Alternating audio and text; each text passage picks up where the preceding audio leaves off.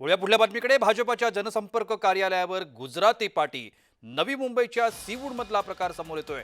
मनसेच्या तक्रारीनंतर पाटी बदलण्यात आल्याचं सांगितले गेलंय। मनसेच्या तक्रारीनंतर आता मराठी पाटी त्या ठिकाणी लावण्यात आली। या विरोधामध्ये मनसे, ठाकरे गट आणि काँग्रेस आक्रमक झाल्याचं पाहायला मिळालं। जातीय तेढ निर्माण करणाऱ्या आमदाराविरोधात गुन्ह्याची नोंद करण्याची मागणी करण्यात आली आहे। नवी मुंबईतली ही घटना समोर येते। सीवूड्स मधला हा प्रकार।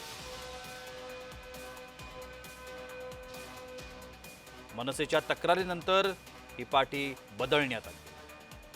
भाजपच्या जनसंपर्क कार्यालयावरती गुजराती पाटी लावण्यात आली होती।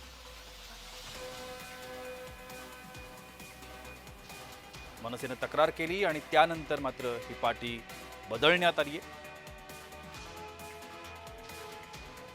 नवी मुंबईतल्या सीवूड्स मधला हा प्रकार समोर येतो।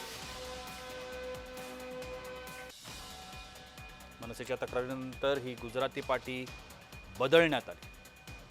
मनसेने या संपूर्ण प्रकारावरती तीव्र आक्षेप घेतला।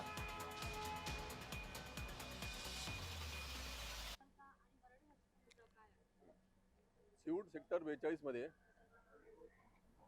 एक भाजपच्या जनसंपर्क कार्यालय थाटलेलं आहे।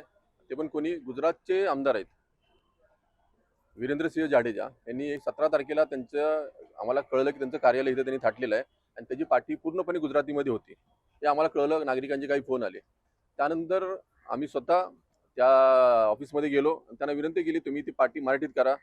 इतरांचे त्यांच्यावरती दबाव आला। त्यानंतर 24 तासामध्ये त्यांनी ती पाठी मराठीत केली। पण 2 दिवस उलटल्यानंतर परत त्यांनी ती पाठी गुजरातीमध्ये केली काल। हा काय अर्थ आहे? म्हणजे ते गुजरातचे आमदार आहेत वीरेंद्रसिंह जाडेजा, तुम्हाला इथं का जातीय तेढ निर्माण करायची आहे का? इथं दंगल निर्माण करायची आहे का? असा तुमचा उद्देश आहे काय? असा असा आम्हाला त्यांच्यावर संशय येतो आणि त्यासाठी त्यांच्याविरुद्ध दाद मागण्यासाठी आम्ही इथे येणाऱ्या सागरी पोलीस स्थानकात आलेलो आहोत। आमची इथे पोलिसांकडे मागणी असणार आहे की ते संबंधित जे आमदार आहेत वीरेंद्रसिंह जाडेजा त्यांच्यावरती तुम्ही दोन समाजामध्ये तेढ निर्माण करण्याचा, दंगल सदृश वातावरण निर्माण करण्याचा गुन्हा दाखल करावा आणि त्यांना तुरुंगात टाकावे। तसंच त्यांच्या कार्यकर्त्यावरतीही गुन्हे दाखल करावे। त्यासाठी आम्ही सर्वपक्षीय शिष्टमंडळ इथं आलेलं आहेत।